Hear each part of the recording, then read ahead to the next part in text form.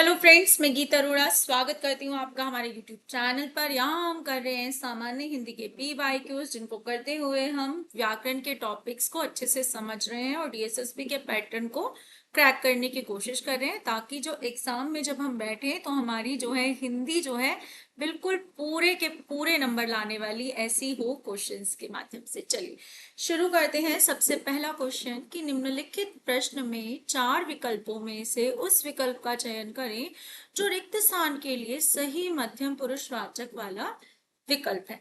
अब जो है सर्वनाम की जब बात करते हैं तो सर्वनाम के 6 भेद हैं, जिनमें से पहला भेद हमारा माना जाता है पुरुषवाचक सर्वनाम। और पुरुषवाचक सर्वनाम के जो है 3 भेद माने जाते हैं, यानी कि 3 तरीके के जो है हमारे पुरुषवाचक सर्वनाम होते हैं। पहला होता है उत्तम पुरुष, दूसरा मध्यम पुरुष और तीसरा अन्य पुरुष। जो बातचीत शुरू करता है यानी कि जो बोलता है वो होता है उत्तम, जैसे मैं और मैं का पूरा परिवार, मैं, हमें, हमारा। ठीक है। मध्यम होता है जो बात को सुनता है, जैसे तुम या आदर सूचक आप। और अन्य पुरुष होता है जिसके बारे में बातचीत हो रही होती है, जैसे वह, वे इत्यादि। ठीक है। तो यहाँ पर हमें क्या भरना है? यहाँ पर हमें मध्यम पुरुषवाचक सर्वनाम भरना है। अब यहाँ पर देखिए, मध्यम पुरुषवाचक सर्वनाम अगर मुझे ढूंढना हो तो मेरी मैं से संबंधित होगा, मैं हमें से, तो ये तो हमारा प्रथम पुरुष हो गया। सबकी क्या है? अन्य पुरुषवाचक, किसी तीसरे की बात कर रहे हैं उसकी भी अन्य पुरुषवाचक में आ गया।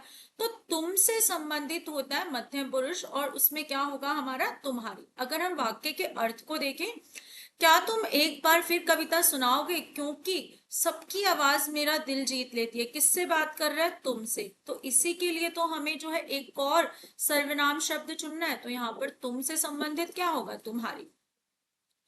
अगला है, निम्नलिखित प्रश्न में चार विकल्पों में से उस विकल्प का चयन करें जो दिए गए मुहावरे के अर्थ वाला सही विकल्प हो। अंतर के पट खोल, ये जो है बहुत पुरानी पंक्ति है। अंतर के पट को खोल रे भैया, यानी कि कैसे कि जब कोई बुद्धिमान हो जाए, जिसने ने ज्ञान प्राप्त कर लिया हो, तो उसको क्या होता है, उसकी बुद्धि जो है बिल्कुल सुधर कर आ जाती है ना। अब यहाँ पर मैं कहूँ कल्पनाएं करना नहीं है। अंदर के पट, अंदर के दरवाजे खोल दो। अंतर मतलब अंदर के दरवाजे खोल दो। ठीक है। क्रुद्ध होना नहीं है, विवेक से काम लेना, बिल्कुल समझदारी से काम लेना, कि अंदर के दरवाजे खोल और समझदारी से काम ले। जानबूझ के आफत में पड़ना इसका अर्थ नहीं है। ये तो आ बैल मुझे मार हो सकता है ना। अगला है, निम्नलिखित प्रश्न में चार विकल्पों में से उस विकल्प का चयन करें जो दी गई लोकोक्ति के सही अर्थ वाला विकल्प हो। लोकोक्तियां क्या होती है? लोकोक्ति लोगों के बीच फैली उक्ति होती है, बात होती है जो अपने आप में पूर्ण होती है, यानी कि अकेले होने पर भी पूरा अर्थ देती है। गुड़ खाए गुलगुलों से परहेज, कि गुड़ खाता है और गुलगुले जो गुड़ से बना एक पकवान है, ठीक है, उससे परहेज करता है। गुड़ तो तू खूब खाता है, और गुलगुले जो गुड़ से बनते हैं उसके समय तुम परहेज करते हो। नहीं नहीं, मैं गुड़ नहीं खाऊंगा, मैं मीठा नहीं खाऊंगा। तो इसका अर्थ क्या होगा? अगर यहाँ कहे कम शब्द में अधिक बात कहना, तो ये हो गया कि गागर में सागर भरना। बहुत कंजूस होना के लिए कहते हैं ना, चमड़ी जाए पर दमड़ी ना जाए।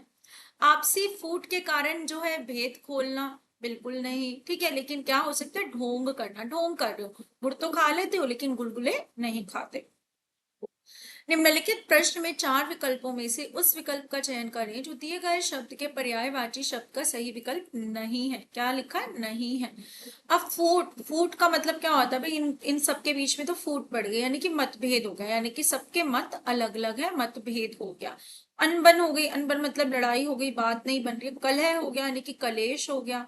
ठीक है। तो क्या नहीं है? जाल। जाल का अर्थ यहाँ नहीं है। जाल क्या होता है? एक तरीके का षड्यंत्र भी हो सकता है, और वस्तु के रूप में देखें तो जाल एक वस्तु भी है। अगला है, निम्नलिखित प्रश्न में चार विकल्पों में से उस विकल्प का चयन करें जो रिक्त स्थान के लिए सही भाववाचक संज्ञा वाला विकल्प हो। जब भी मैं किताबों के बीच रहता हूं तो मुझे डैश सा लगता है। हमें क्या करना है? भाववाचक संज्ञा भरनी है। अगर मैं विकल्प देखूं, ऐसे ही लगाऊं, जब भी मैं किताबों के बीच रहता हूँ मुझे बच्चा जैसा लगता है, तो ये तो वैसे भी नहीं सेंस बन रही है। परस्पर सा लगता है, परस्पर होता है एक दूसरे के प्रति। निकट मतलब पास सा लगता है, नहीं। अपनापन सा लगता है, वैसे भी समझ आ रहा है। लेकिन हमें भाववाचक संज्ञा भरनी है, तो पन प्रत्यय किन में आता है? भाववाचक संज्ञा में आता है। जैसे बच्चा में पन जोड़ा, बचपन हो गया, है ना।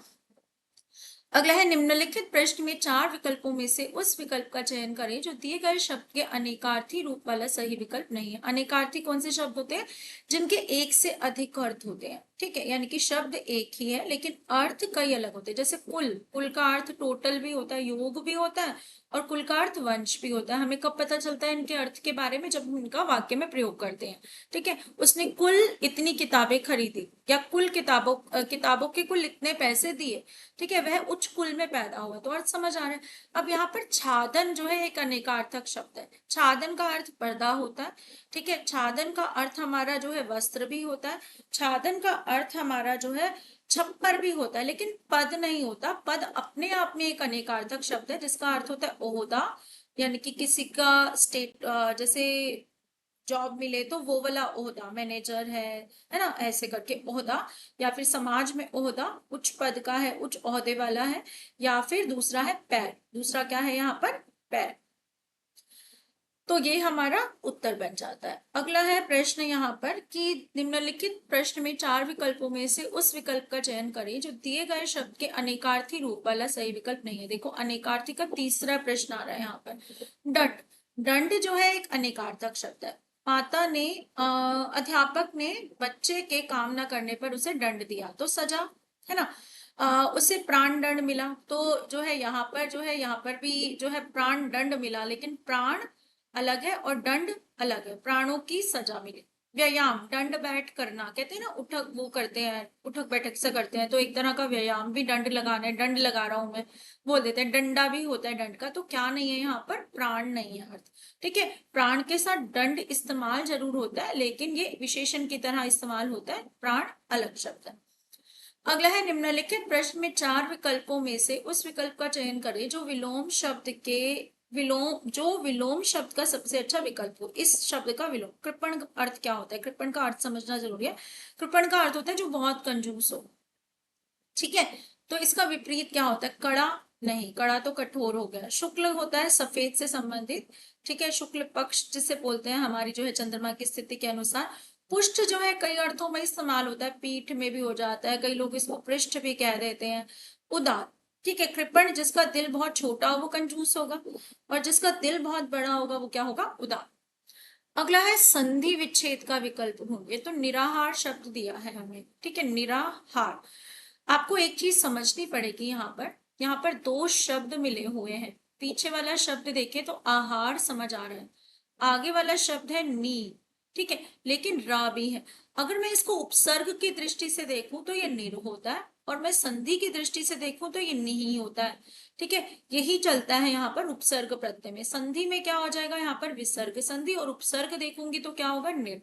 तो निरा आर कहूं, ठीक है, और ये कहूं निही जमा आहार, तो दोनों निराहार निराहार ही बनाएंगे, ठीक। तो यहाँ पर क्या होगा? निही जमा आहार। नीर मतलब पानी, ठीक है, आहार का कोई अर्थ नहीं, गलत। निरा मतलब एकदम, बिल्कुल, और हार का अर्थ है जो है हार जाना। लेकिन जब दोनों शब्द को मिलाएं, बेशक हम निराहार बनाने की कोशिश करें कि हाँ दोनों शब्द सार्थक है, लेकिन आप देखो हार जो है यहाँ पर अर्थ नहीं दे रहा। बिना आहार का रहे जो, उसे निराहार कहेंगे। यहाँ पर जो है किसकी कमी है? हलंत की कमी है, तो ये विकल्प हमारा ठीक नहीं है। अगला है उस विकल्प का चयन करें जो विलोम शब्द का सबसे अच्छा विकल्प हो। कुसुम, कुसुम जो है पुष्प का जो है पर्यायवाची है, सुमन का, जिसकी प्रकृति कैसी होती है? कोमल। कैसी प्रकृति का होता है? कोमल। अब जो है यहाँ देखें, इसका विलोम देखना है तो प्राकृत क्या होता है? प्राकृतिक, ठीक है। क्षमा का अर्थ क्या होता है? माफ करना। मीठा का अर्थ क्या होता है? मिठास वाला, मीठा हो जो। तो क्या बचा? वज्र। वज्र जो है, वज्र का अर्थ होता है जो अस्त्र शस्त्र से संबंधित हो, जिसकी जो है प्रकृति कैसी हो? कठोर हो, ठीक है। या ये कहें कांटो जैसा। कैसा कहें? कांटो जैसा। क्यों? क्योंकि जो इंद्र का वज्र था उसको वो किससे बना था? हड्डियों से बना था, वो कांटो जैसा लगता, तो ये इसके विपरीत में हम इसको इस्तेमाल करते हैं। अगला है कि निम्नलिखित विकल्पों में से कौन सा विकल्प एक सुसंगत वाक्य बनाने के लिए वाक्यांशों को सही ढंग से व्यवस्थित करता है? परिवार के प्रति अपने मन में एक महान व्यक्ति का कर्तव्य है संग हर समय पर छाए की तरह चलना, यही सम्मान रखना तथा अपने परिवार के। तो हमें क्या देखना होता है यहाँ पर, हमें सबसे पहले देखना होता है क्रिया किस वाक्य में है। तो क्रिया हमारी जो है बी विकल्प में आ रही है ना। बी में आ रही है हमारी क्रिया। तो ये सबसे लास्ट में होना चाहिए। किस में दिख रहा है लास्ट में? बी। इसमें दिख रहा है और इसमें दिख रहा है। अब इन दोनों को मैच करके देख लेते हैं। परिवार के प्रति अपने मन में सम्मान रखना था तथा अपने परिवारों के एक महान व्यक्ति का कर्तव्य है। संघ हर समय परछाई की तरह चलना, यही एक महान व्यक्ति का कर्तव्य है। तो समझ आ रहा है यहाँ पर हमें कि A D C B, तो ये पहला ही है, मैंने उल्टा बोल दिया इसको, सी को पहले पढ़ लिया, इसके अनुसार पढ़ना है। परिवार के प्रति अपने मन में सम्मान रखना था तथा अपने परिवारों के संग हर समय परछाई की तरह चलना, यही एक महान व्यक्ति का कर्तव्य है। तो हमारा ए विकल्प सही बनता है। निम्नलिखित प्रश्न में 4 विकल्पों में से उस विकल्प का चयन करें जो दिए गए शब्द के पर्यायवाची शब्द का सही विकल्प नहीं है। वानगी देना, उदाहरण देना, नमूना प्रस्तुत कर देना, मिसाल दे देना। लेकिन अड़चन इसका अर्थ नहीं होता। अड़चन होता है रुकावट पैदा करना, बाधा डालना, टांग अड़ाना। अब आ गए कि संधि विच्छेद वाला विकल्प ढूंढिए। तो यहाँ पर हमें देखना है कि सही संधि हो। ठीक है, निर यहाँ पर नहीं आएगा क्योंकि जब भी संधि होती है, अगर व्यंजन संधि है तो पहले वाला जो है होता है, व्यंजन संधि की बात करें, वो बिना स्वर का ही होता है मोस्टली, है ना। निरद और दोष, निरो, इन दोनों का तो कोई अर्थ ही नहीं है। तो क्या है? निही जमा दोष। क्या होगा? निही जमा दोष। विसर्ग के साथ क्या होता है? यदि तथा द वाले वर्ग में से कुछ आता है तो वो किस में बदल जाता है? र में बदल जाता है। तो क्या होगा? निर्दोष। अगला है, निम्नलिखित विकल्पों में से कौन सा विकल्प एक सुसंगत वाक्य बनाने के लिए वाक्यांशों को सही ढंग से व्यवस्थित करता है? 15 अगस्त के दिन देश के प्रधानमंत्री, साथ ही इसके बाद वे पूरे देश को लाल किले पर राष्ट्रीय ध्वज फहराते तो है ही, लाल किले को संबोधित भी करते हैं। तो डी वाले विकल्प में क्या आ रही है? हमारी क्रिया आ रही है। तो ये सबसे लास्ट में होना चाहिए। किन में है? सी तीसरे में है और चौथे में। पहले तीसरे को मिला लेते हैं, बी पढ़ेंगे पहले। साथ ही इसके बाद वे पूरे देश को लाल किले पर राष्ट्रीय ध्वज फहराते तो है ही, 15 अगस्त के दिन देश के प्रधानमंत्री लाल किले से संबोधित भी। तो ये जो है अटपटा लग रहा है। ठीक है, ये देखते हैं, ए पहले पढ़ते हैं। 15 अगस्त के दिन देश के प्रधानमंत्री लाल किले पर राष्ट्रीय ध्वज तो फहराते हैं ही, साथ ही इसके बाद पूरे देश को लाल किले से संबोधित भी करते हैं। तो सही विकल्प क्या है? हमारा चौथा। अगला है कॉम्प्रीहेंशन बेस्ड क्वेश्चन, जिसपे आपके 5 क्वेश्चंस पूछे जाते हैं। पहले कॉम्प्रीहेंशन पढ़ेंगे, यानी कि गद्यांश को पढ़ते हैं। एक बहुत ही प्रसिद्ध कहावत है कि ज्ञान ही शक्ति है, जिसका अर्थ है कि ज्ञान में काफी शक्ति है। यह संसार की सभी भौतिक शक्तियों को जीतने की क्षमता रखता है। यदि व्यक्ति को एक बार केवल ज्ञान की शक्ति प्राप्त हो जाए तो उसे किसी वस्तु से डरने की आवश्यकता नहीं है। हमें परिस्थितियों का समाधान करने के लिए आसान और प्रभावी तरीकों के द्वारा ज्ञान प्राप्त करना होता है, क्योंकि यह जीवन के प्रत्येक पहलू में अपनी एक महत्वपूर्ण भूमिका निभाता है। ज्ञान बहुत शक्तिशाली कारक है जो हमें हमारे जीवन में सरलता से नाम, शोहरत, सफलता, शक्ति और पद प्राप्त करने में हमारी सहायता करता है। हम यह कह सकते हैं कि धन और शारीरिक शक्ति भी शक्ति के महत्वपूर्ण उपकरण हैं, हालांकि दोनों में से कोई भी ज्ञान के बराबर शक्तिशाली नहीं है। धन और शारीरिक शक्ति ना तो ज्ञान को खरीद सकते हैं और ना ही चुरा सकते हैं। यह तो केवल निरंतर अभ्यास, लगन और धैर्य के द्वारा ही प्राप्त किया जा सकता है। बिल्कुल सत्य। अनुच्छेद के अनुसार शक्ति के महत्वपूर्ण उपकरण कौन से हैं? धैर्य और ज्ञान, अभ्यास और लगन, धन और शारीरिक शक्ति, शोहरत और सफलता। तो क्या है यहाँ पर? हमारा धन और शारीरिक शक्ति। ठीक है, ये जो है महत्वपूर्ण उपकरण है, यानी कि कहने को उपकरण है, लेकिन असली ताकत क्या है? ज्ञान है। निम्नलिखित प्रश्न में 4 विकल्पों में से उस विकल्प का चयन करें जो दिए गए शब्द के विलोम शब्द का विकल्प है। समाधान, ये पहले भी आ चुका है पीवाईक्यूज में। समाधान का अर्थ होता है हल निकाल लेना समस्या का। ठीक है, तो समस्या हो सकता है इसका विपरीत, समस्या और उसका विपरीत क्या होता है? समाधान। स्थान होता है जगह, निराकरण मतलब किसी का कारण खोज लेना, मतलब कारण निकाल ले। इस अनुच्छेद का कोई उपयुक्त शीर्षक बताना है। भौतिक शक्ति की बात हो रही है? बिल्कुल नहीं। ज्ञान की शक्ति की बात हो रही है? हाँ। धन की शक्ति नहीं, इसे नकारा गया है। जीतने की क्षमता, जीतना होता है वैसे यहाँ पर, और जितने की क्षमता ये भी यहाँ पे टॉपिक नहीं है। हमें पूरे गद्यांश में ज्ञान की शक्ति के बारे में बताया गया है कि वो धन से भी बड़ी है और शारीरिक ताकत से भी बड़ी है। अनुच्छेद के अनुसार संसार की सभी भौतिक शक्तियों की जीतने की क्षमता किसमें है? परिस्थितियों में है, विज्ञान में है, विज्ञान तो विशेष ज्ञान है जो हमारा साइंटिफिक कह सकते हैं। व्यवहार में है? नहीं। किसमें है? ज्ञान में है। क्या अर्थ है हमारे पास? ज्ञान। किसमें है? ज्ञान में, यही हमें बताया जा रहा है। ठीक है, सही क्या है? ज्ञान। ठीक, अगला है, निम्नलिखित प्रश्न में 4 विकल्पों में से उस विकल्प का चयन करें जो दिए गए शब्द के पर्यायवाची शब्द का विकल्प नहीं है। जो नहीं है हमें वो ढूंढना है। क्षमता, उसमें बहुत ताकत है, बहुत सामर्थ्य है, योग्यता है, सब कुछ है। ठीक है, सामर्थ्य है, योग्यता है, शक्ति है, लेकिन लगन नहीं है। लगन का अर्थ क्या होता है? लगन मतलब किसी काम के लिए जो है अपने आप को लगा देना, ठीक, लगन कहलाता है। लेकिन सामर्थ्य, योग्यता, शक्ति किसके जो है पर्यायवाची? क्षमता के। निम्नलिखित प्रश्न में 4 विकल्पों में से उस विकल्प का चयन करें जो रिक्त स्थान के लिए सही परिमाणवाचक विशेषण वाला विकल्प। क्या कोई मुझे डैश पानी देगा? बहुत प्यास लगी है।